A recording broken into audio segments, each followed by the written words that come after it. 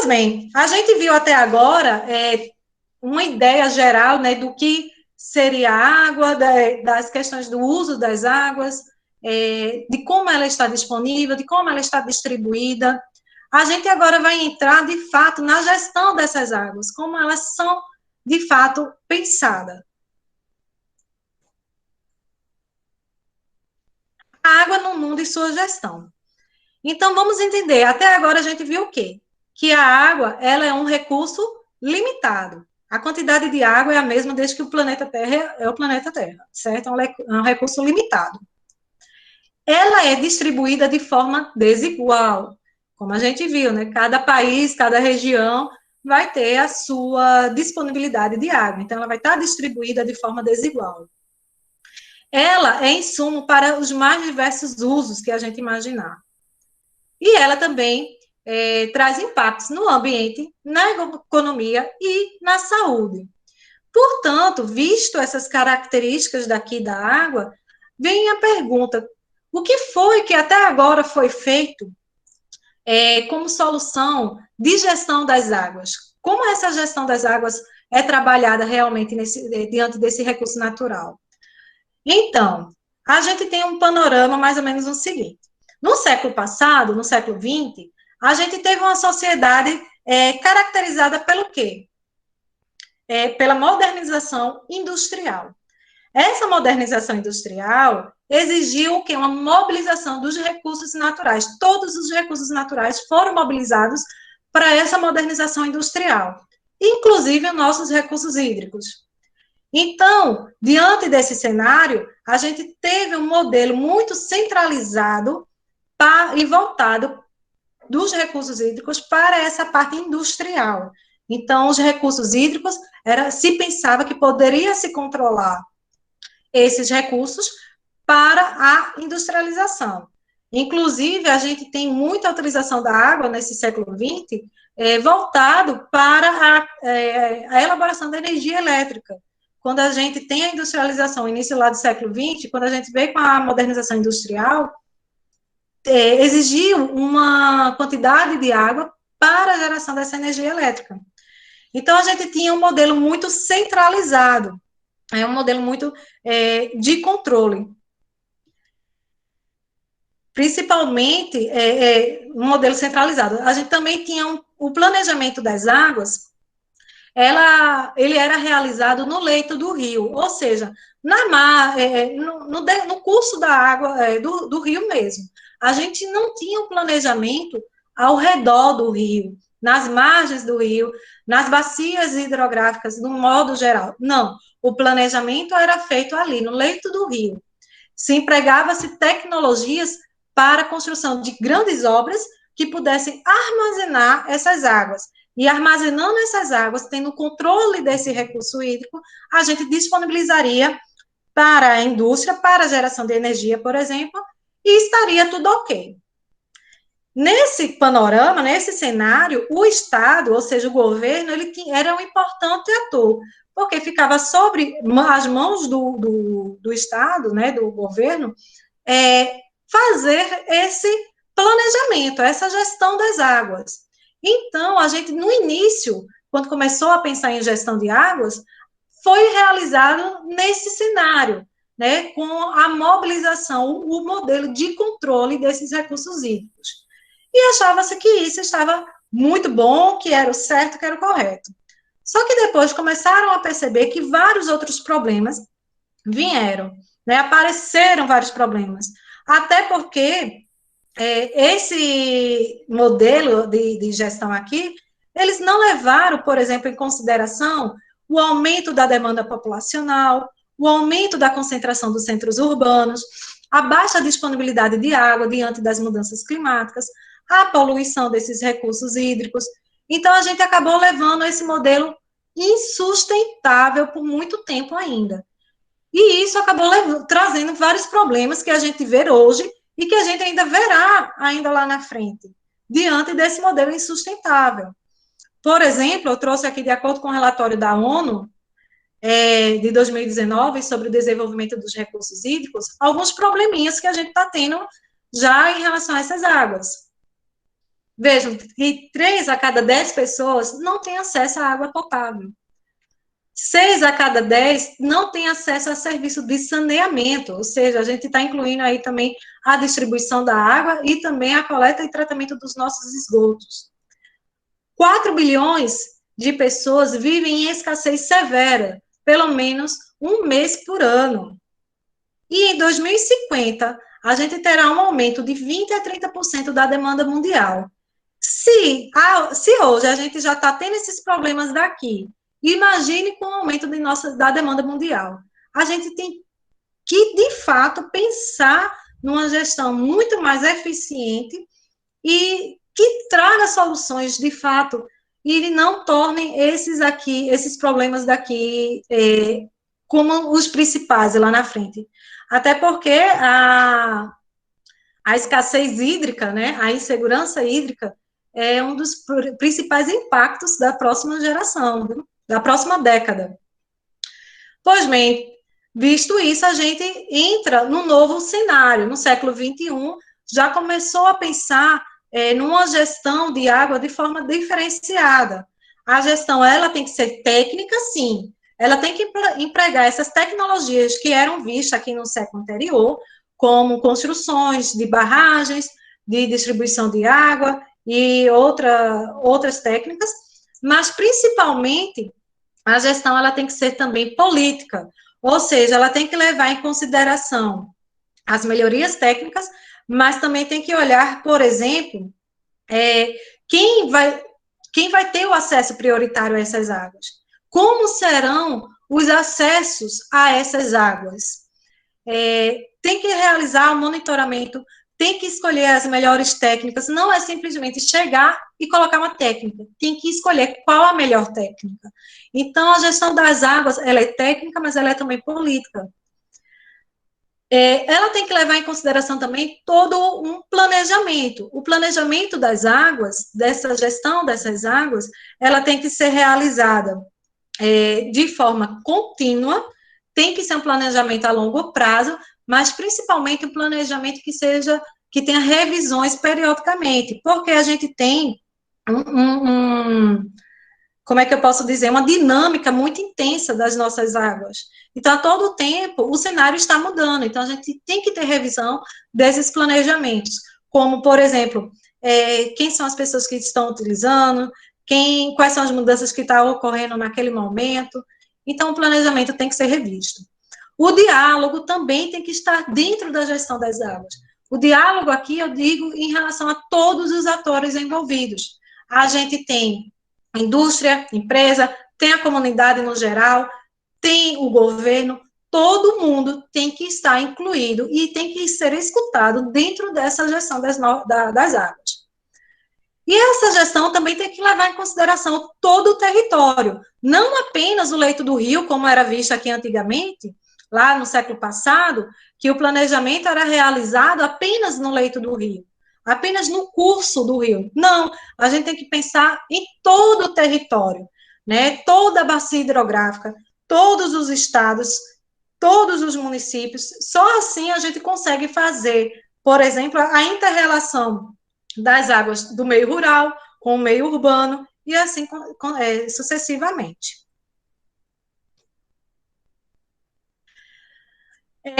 Então, a gestão das águas e a segurança hídrica. O que é, de fato, então, gestão? A gestão é o ato de gerir, de administrar, de ter o controle sobre um recurso, sobre uma situação. E o que seria, portanto, a gestão das águas? É o conjunto de ações e normas que controlam essas águas. Através de quê? De planejamento. Portanto, a gestão das águas, ela é muito importante para assegurar o quê? A nossa segurança hídrica. E de acordo com a Organização das Nações Unidas, de acordo com a ONU, a gente vai ter essa segurança hídrica quando a gente atende essas 4 dimensões que a gente está vendo aqui. A dimensão de população, de animal, de natureza e de resiliência. De animal não, de atividades. Eu trouxe aqui, por exemplo, no nosso Plano Nacional de Segurança Hídrica, apresentado ano passado pela Ana, que a gente tem que ter a segurança hídrica, ela é atendida quando a gente tem essas 4 dimensões atendidas, como a garantia do acesso à água adequada, às necessidades básicas e bem-estar da população, ou seja, aqui a gente está falando da segurança para a população em si, a preservação de ecossistemas e da água em benefício da natureza e da saúde e das pessoas, ou seja, aqui a gente fala de fato da água disponível para a natureza, a garantia de suprimento de água para atividades produtivas e de uso múltiplos, ou seja, para as atividades econômicas, e essas 3 dimensões, elas têm que estar de acordo com a resiliência a eventos extremos, como secas e inundações, ou seja, elas têm que acompanhar um nível aceitável de risco relacionado a secas e cheias. Até porque, como eu havia dito, né, a gente está tendo os extremos com muita intensidade e com muito mais frequência, ou seja, extremos de secas e extremos de inundações. Aqui eu trouxe, né, o Plano Nacional de Segurança Hídrica do ano passado, que foi apresentado, né, no ano passado, e para o nosso Brasil, a gente tem já o nosso índice desenvolvido para toda a nossa região, até 2035, e a gente mostra aqui o grau de segurança hídrica do nosso Brasil. Esse índice de segurança hídrica, ele foi desenvolvido, certo? Através da dimensão humana, econômica, ecossistêmica e de resiliência, como a gente viu no slide anterior, e dentro de cada dimensão dessa, existem vários outros indicadores. Por exemplo, na dimensão humana, a gente tem a garantia de água para abastecimento humano. Então, a gente está tendo uma garantia ou não está tendo? O quanto que está tendo de disponibilidade de água para o abastecimento humano? Dentro da dimensão econômica, por exemplo, a gente tem que ter a garantia de água para irrigação e pecuária, isso é um indicador. Para atividade industrial, outro indicador. Para a segurança das barragens de rejeito de mineração, outro indicador. Então, a gente tem, dentro de cada dimensão dessa, vários indicadores. E a junção desses indicadores, a gente vai ter o quê? O nosso índice de segurança hídrica do Brasil. O índice de segurança hídrica, a gente pode observar que na cor laranja, meio avermelhada aí, é um índice de segurança baixo, ou seja, a gente não vai ter, provavelmente, uma água segura, uma quantidade de disponibilidade de água, em quantidade e em qualidade para a população e as demais outras dimensões. Já na cor azul, a gente tem um máximo grau de segurança hídrica. E, infelizmente, né, no nosso Nordeste, a gente realmente tem a insegurança hídrica, e isso aqui é, de fato, principalmente pela questão, né, dos fatores climáticos, das mudanças climáticas, das nossas baixas precipitações, elevadas temperaturas, enfim, a gente tem uma mínima segurança hídrica aqui. Na região sul também, porque aqui a gente tem uma pressão grande dos recursos hídricos para a questão da agricultura, com baixa disponibilidade e alta demanda, e a região aqui, ó, centro-oeste, norte, a gente já tem um índice de segurança hídrica maior. Outra coisa que foi observado nesse plano é que justamente próximo dos centros urbanos, a gente tem uma baixa segurança hídrica, e isso foi visto em praticamente todas as capitais, onde tem os grandes centros urbanos, porque a gente tem uma demanda muito grande para o consumo humano. Então, vamos falar agora sobre os aspectos legais dos recursos hídricos no Brasil. A gente viu a gestão hídrica, né, de como ela é realizada, como ela é planejada, e no nosso Brasil, como de fato a gente tem o gerenciamento dessas nossas águas. O primeiro decreto que foi apresentado, né, o primeiro diploma legal que disciplinou o aproveitamento industrial da água no Brasil, foi o decreto 24.634, de 1934, conhecido como Código das Águas.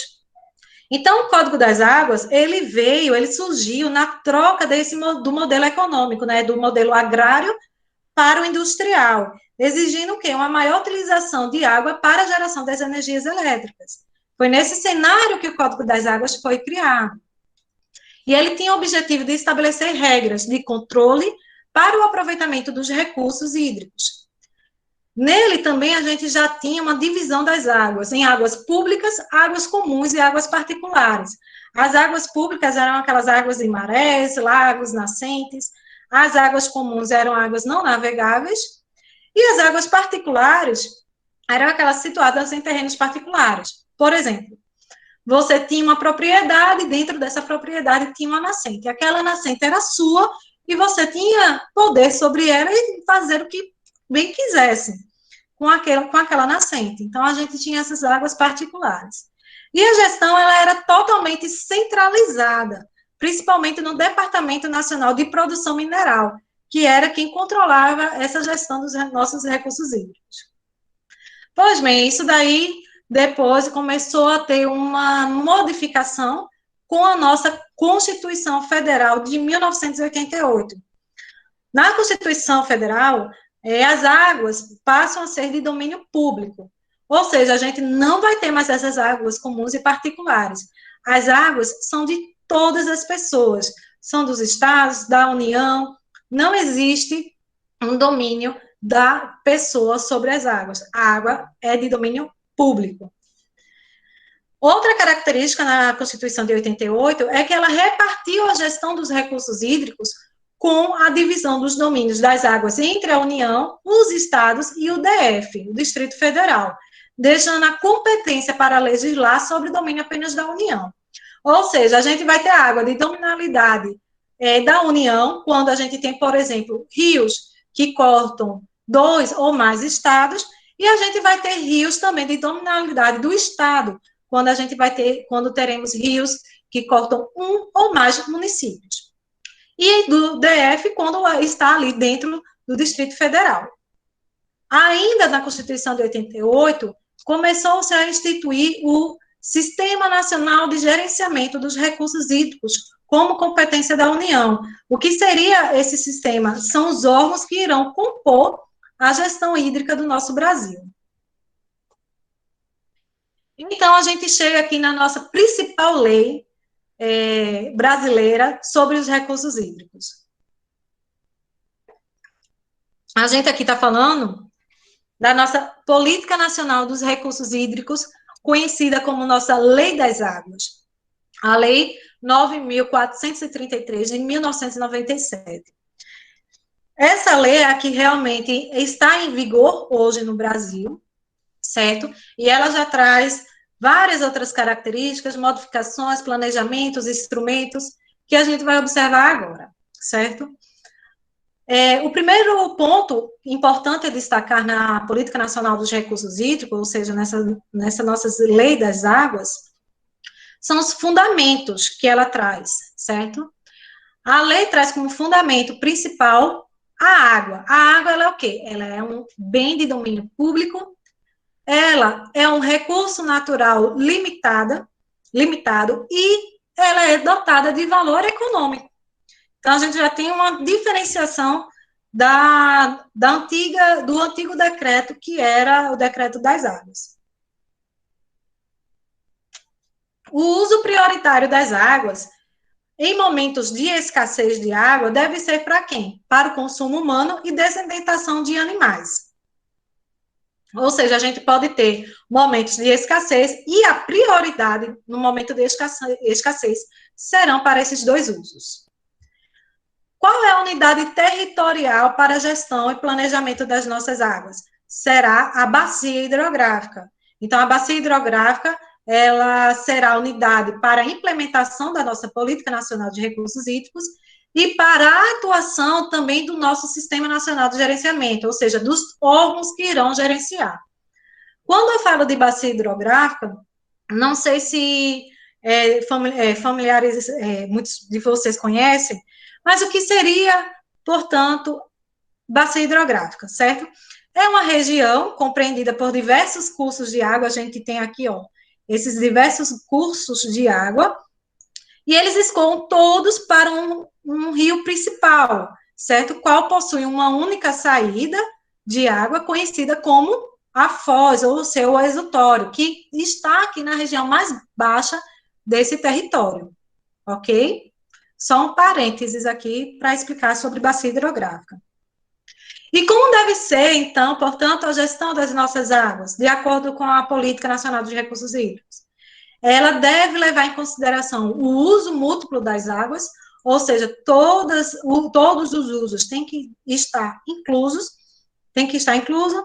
e a gestão ela deve ser descentralizada e participativa. Ou seja, lembra que lá no decreto das águas a gente tinha uma gestão centralizada, principalmente no departamento de produção mineral. Aqui não, aqui a gente vai ter uma descentralização dessa gestão. Todo mundo vai estar contribuindo para a gestão, tanto o poder público, quanto os usuários, quanto as comunidades. E qual é o objetivo dessa nossa Política Nacional de Recursos Hídricos? Aqui na lei, ela traz, por exemplo, 4 pontos fundamentais, que é assegurar a atual e as futuras gerações a necessária disponibilidade de água. A gente tem que lembrar que a água ela não pode estar apenas disponível em qualidade e quantidade para as nossas gerações, como também tem que estar para as próximas gerações.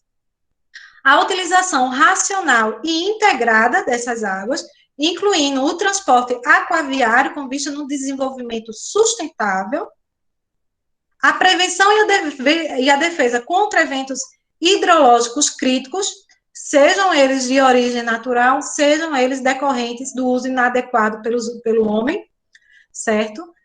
E incentivar e promover a captação, preservação e o aproveitamento das águas pluviais. Esses são os objetivos que a nossa principal lei das águas traz.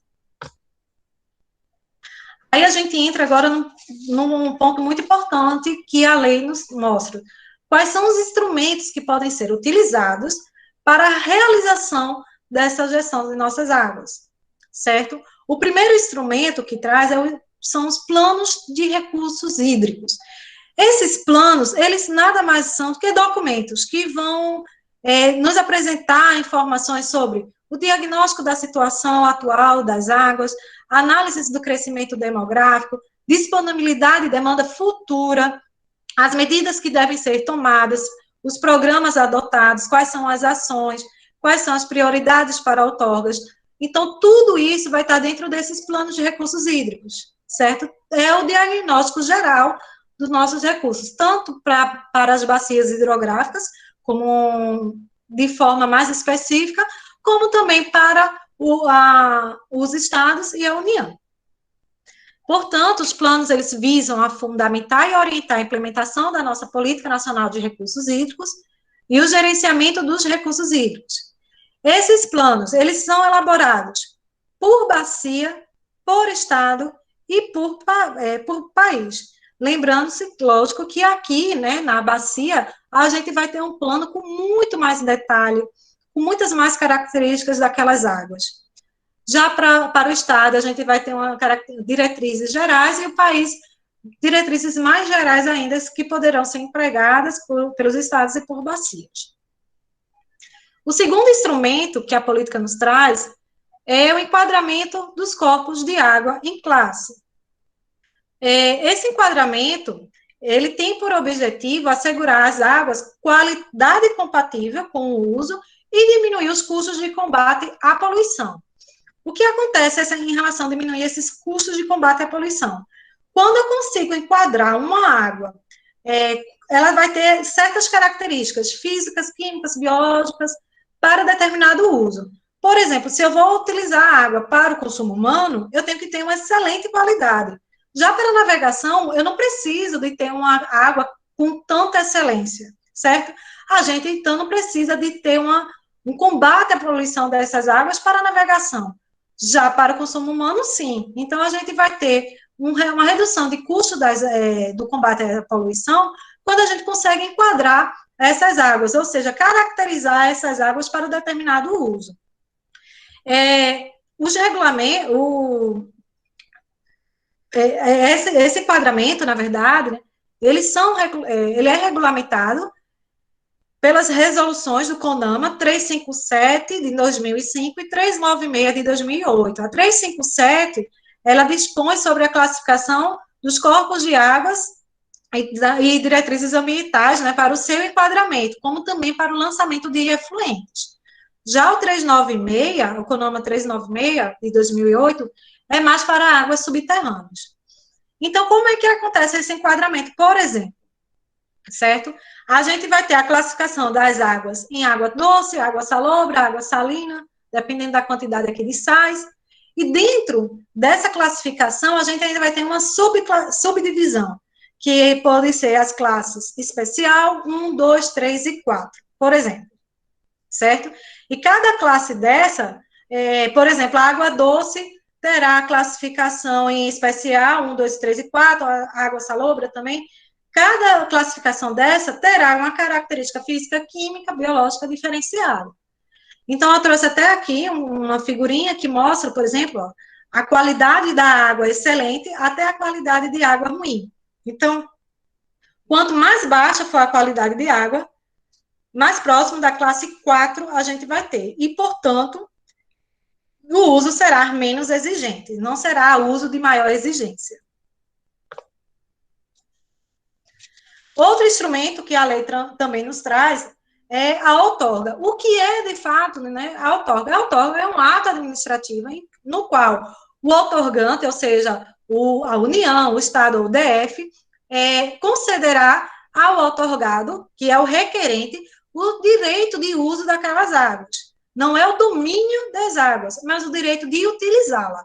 E essa outorga, ela vai ter também um prazo em que a pessoa pode ter o direito, que no máximo, dependendo da atividade, enfim, será de 35 anos, podendo até ser prorrogado. Porém, a pessoa pode perder essa outorga, certo? Se ela não cumprir o que for determinado ali naquele ato administrativo, se porventura tiver um momento de escassez, e a gente vai ter que utilizar aquele uso prioritário, certo? Portanto, a outorga, ela terá o objetivo de assegurar o controle quantitativo e qualitativo dos usos e o direito ao acesso à água, certo? Essa questão do controle quantitativo e qualitativo é importante para evitar o quê? Os conflitos que são formados pelos usos da água. E quem são as atividades que estarão sujeitas à outorga? As atividades como derivação ou captação de água para o consumo humano, por exemplo, para o abastecimento público, até para os processos produtivos, a extração de aquíferos subterrâneo, também para o abastecimento público, a produção ou para o processo produtivo, lançamento de esgoto, seja esse esgoto tratado ou não tratado, para diluir ou como destinação final desse efluente, terá que ter outorga também, potenciais hidrelétricos, e outras atividades que também irão alterar a quantidade e qualidade dos nossos recursos hídricos.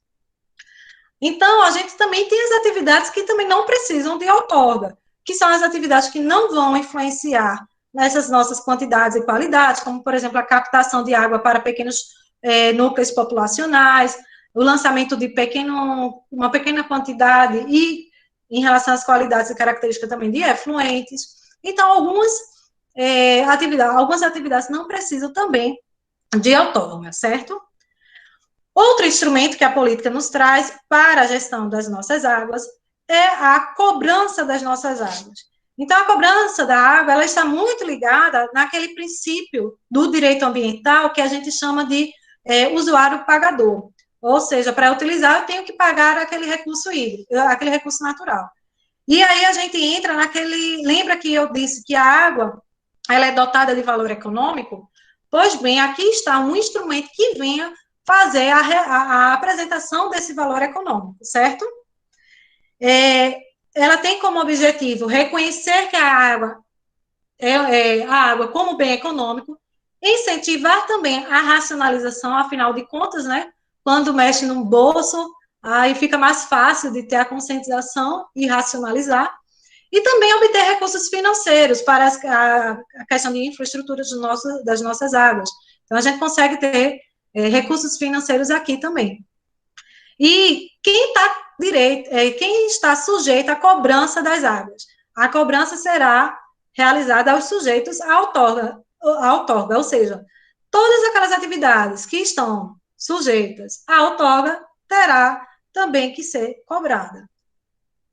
Por fim, a nossa Política Nacional de Recursos Hídricos, ela traz o quinto instrumento, que é o Sistema de Informação sobre os Recursos Hídricos.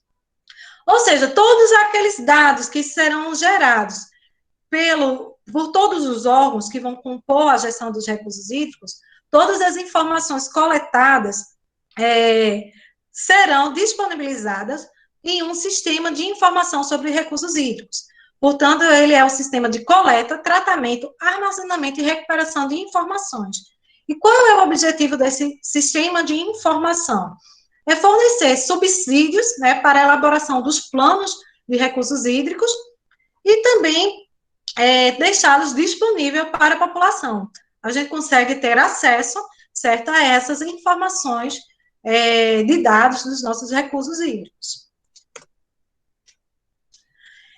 Então, lembra que eu falei que a Política Nacional de Recursos Hídricos, ela vem para implementar os planos de recursos e também no Sistema Nacional de Gerenciamento de Recursos Hídricos, ou seja, o Sistema Nacional, que é a composição, a estrutura de todos os órgãos que irão realizar a gestão das nossas águas, certo?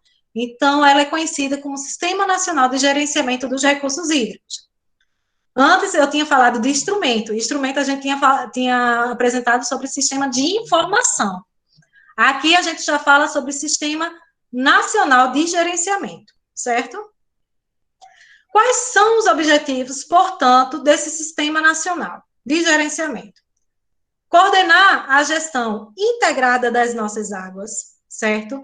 Arbitrar os conflitos que irão existir. Olha, gente, existem vários conflitos nesses usos da água, né? Porque cada um que queira ter uma quantidade, que queira ter uma qualidade também, então vai ter conflito na gestão das nossas águas. Então, o Sistema Nacional, ou seja, os órgãos, eles vêm para arbitrar esses conflitos.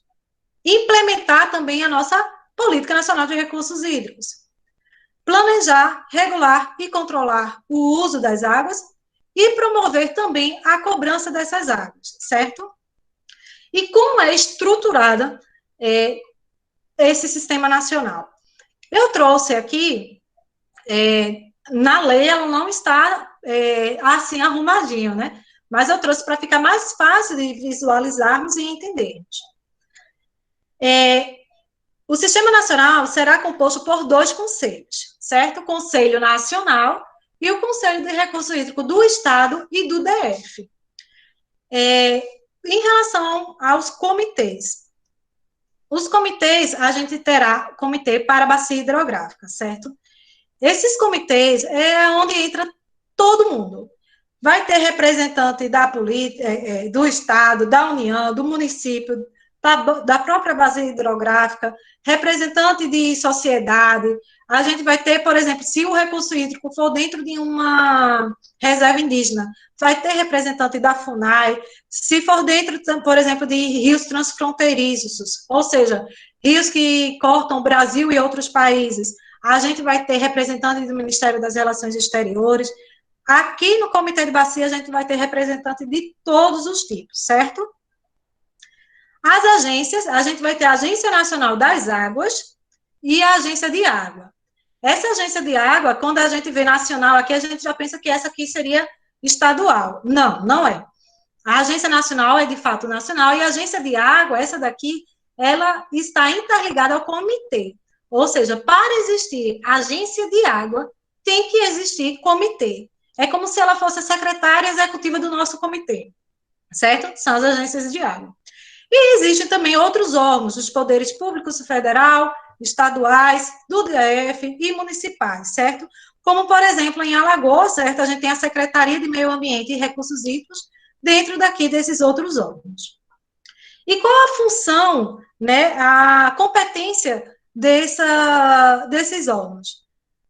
A lei apresenta de forma muito mais abrangente, né, mas eu trouxe, assim, uma forma mais exemplificativa as principais competências, dividindo, assim, entre conselho, comitê e agência. Eu coloquei aqui esse triângulo, não significa que isso é um nível hierárquico, não, não é, porém, é uma forma da gente compreender melhor.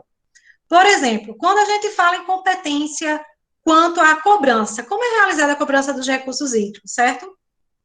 O conselho, por exemplo, conselho nacional, se é nacional, ele vai dar o quê? Diretrizes gerais, critérios gerais de cobrança. Ele não vai especificar, caracterizar de forma detalhada para aquela bacia hidrográfica. Ele vai dar diretrizes gerais. O comitê, por exemplo, ele vai estabelecer mecanismos de cobrança, ou seja, como serão realizadas essas cobranças, certo? E quem é que vai, de fato, fazer a cobrança? Ou seja, quem vai fazer, de fato, a atividade ali executiva? As agências, aquelas agências aqui de água, certo? E quanto aos planos, lembra que eu falei que um dos instrumentos do plano de recursos hídricos é a elaboração do próprio plano? Como é que é dividida essa competência?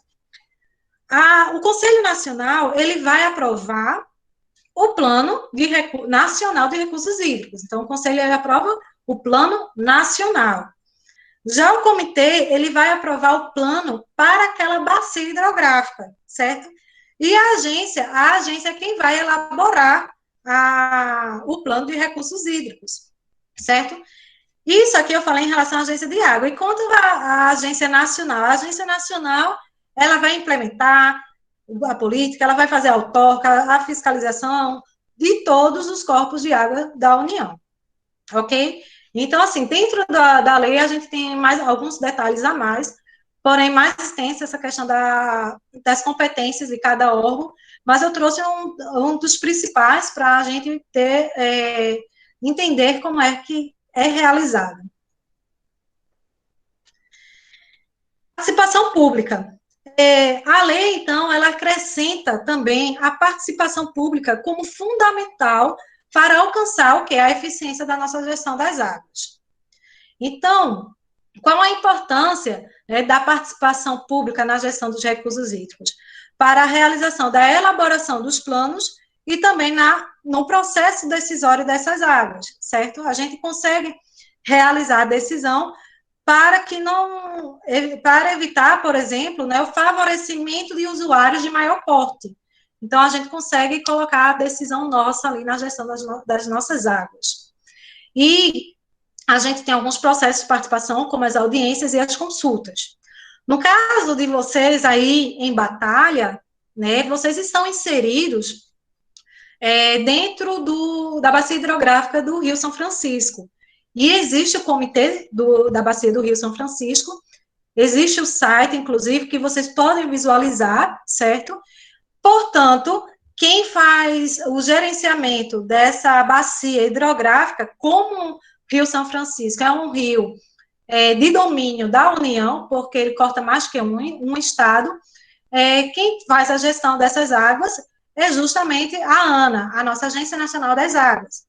Então, se vocês quiserem, por exemplo, participar das audiências, de realizar algumas consultas, a própria Agência Nacional das Águas, no seu site, eu até coloquei aqui, de fato, o link, que vai direto para a página de audiências públicas, vocês podem entrar e fazer suas contribuições. Terão lá quais são as audiências que estão em aberto, os processos que estão abertos e as contribuições que vocês podem dar, certo? Eu trouxe um exemplo, inclusive, aqui, de uma minuta de resolução que dispõe sobre as condições de uso e recursos hídricos do sistema hídrico Mucuri, localizado onde? No estado da Bahia e Minas Gerais. Veja, se esse rio ele está localizado no estado da Bahia e Minas, portanto, ele é um rio de domínio da União, logo, será uma consulta, uma audiência pública gerenciada pela Agência Nacional das Águas. E eu não sei se vocês conseguem observarem direito, a gente tem aqui, por exemplo, eu coloquei em destaque uma contribuição da Suzano e uma contribuição de uma pessoa física, João, Mariano, enfim. Vejam que não é só apenas indústria e empresa que participa. Pessoa física também pode participar, pode fazer a sua contribuição. Ele aqui colocou, portanto, que tem interesse na utilização desse recurso, desse sistema para a criação de peixe de tilápia na modalidade de tanques de redes. Então, assim, a gente consegue demonstrar o que a gente quer e quais são os usos que podem ser utilizados, né, realizados naquela região, naquele curso d'água. Bem, eu falei em relação, né, de modo geral, em relação ao Brasil, e em relação a Alagoas, né, como é o panorama de Alagoas quanto à questão da gestão das águas. Existe o plano, né, a política estadual dos recursos hídricos de Alagoas, que foi apresentada pela Lei 5.695, de 1997, certo? Portanto, ela foi de novembro de 97. Ela teve, portanto, como base a nossa Política Nacional de Recursos Hídricos, que a Política Nacional foi também de 97, só que foi no início do ano. Então, a política do Estado de Alagoas quanto a recursos hídricos teve muito como base a política nacional, certo? Em relação a quais são os comitês que existem pertencentes às bacias hidrográficas da região de Alagoas. Vocês têm, portanto, o Comitê da Bacia Hidrográfica Piauí, Miguel, Pratagi, Corupi e CLMM, que é o Complexo Estuariano Lagunar Manduá Manguaba. Vocês têm esses 5 comitês já formados e que podem, sim, ainda ter outros em formação. Quanto ao órgão que executa, né, o governo do Estado, ele conta com essa Secretaria de Meio Ambiente e Recursos Hídricos, do governo de Alagoas, certo? Que tem como função a fiscalização, ou seja, a realização da fiscalização de irregularidades, de lançamento de efluentes, de barramento, de captação de água superficial ou subterrânea. É o SEMAR que faz essa fiscalização. Tem o objetivo também, a função de receber denúncia, ou seja, é aqui que a gente tem, por exemplo, a participação pública da comunidade de Alagoas, certo? Que a população pode realizar denúncias de irregularidades das águas, do uso dessas águas. Tem, inclusive, um link no próprio site do SEMAR para a realização dessa denúncia.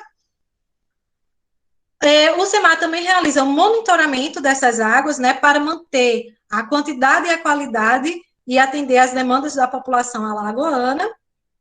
E é o SEMAR que também realiza a outorga das águas no estado de Alagoas, certo? E como é realizada essa outorga? Essa outorga ela tem 4 passos principais, certo? Primeiro, você vai ter que identificar se o seu rio ele é de domínio federal ou estadual. Identificou que seu rio é de domínio estadual, então pertence a Alagoas, por exemplo, você vai para o segundo passo, que é qual a modalidade dessa outorga. Ou seja, é uma água para captação de água superficial, é uma captação de água subterrânea, é para lançamento de efluentes ou é uma obra hídrica, certo? Para qual modalidade? Água superficial, subterrânea, obra hídrica ou lançamento de efluentes? Identificou isso, você vai passar para qual finalidade? Ou seja, se for a captação de água superficial ou subterrânea, por exemplo, você vai ter ela para a finalidade de abastecimento humano, para o consumo animal, irrigação industrial, processos produtivos, para qual finalidade? Então, você tendo conhecimento disso, já identificou esses passos, você acessa o site do SEMAR, e dentro do site você tem lá todos os documentos e o que você vai precisar de fato para que o SEMAR lhe conceda a outorga. Bem, gente, cheguei ao final, espero que vocês tenham gostado bastante, tenham aproveitado, tenham tido muitas ideias, adquirido muito conhecimento também. E eu termino aqui com uma frase que foi do Relatório Mundial das Nações Unidas sobre o Desenvolvimento dos Recursos Hídricos do ano passado, que fala o seguinte: melhorar a gestão dos recursos hídricos e fornecer a todos o acesso à água potável e saneamento seguros e acessíveis financeiramente são ações essenciais para erradicar a pobreza, construir sociedades pacíficas e prósperas e garantir que ninguém seja deixado para trás no caminho rumo ao desenvolvimento sustentável. Essas metas são totalmente alcançáveis desde que exista uma vontade coletiva para proceder assim. Ou seja, para a gente ter um desenvolvimento sustentável que inclui, inclusive, a erradicação da pobreza, a gente precisa, sim, de ter um gerenciamento desses recursos hídricos, que é tão importante para a nossa vida, para o meio ambiente, para todos, né? Muito obrigada, gente. Aqui eu disponibilizo também meu e-mail, certo? Se alguém quiser. Vou, inclusive, deixar aqui o